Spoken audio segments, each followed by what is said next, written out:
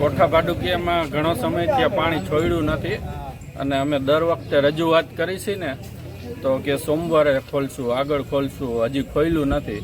જો હવે નહીં ખોલે તો ખેડૂતને આખા ગામ હેરાન થાય એમ છે અને જો નહીં કરી તો આગળ મોટું આંદોલન કરશું અમે.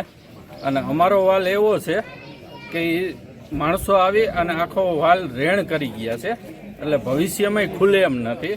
તો આ વાલનું રેણ કરી અને કાયદેસરનું કરી અને ખેડૂતને પાણી આપો. એનું કારણ બંધ કર્યાનું કારણ બંધ કરવામાં એ કારણ હતું કે અમુક આવારા તત્વો કે જે કાંઈ હાથે ખોલી જતા અને એ માણસો હવે વહી ગયા હે, એ મજૂર હતા. એના લીધે અમારે એક જણા વાહે આખા ગામને એટલે ટૂંકમાં 2500 માણસને આ ભોગવવું પડે. તો આનો કંઈક નિકાલ કાયમી કરી દો. હવે એક માણસ આવું કરી ગયું હોય અને બધાને એને વાકે તો આ ન થવું જોઈએ ને.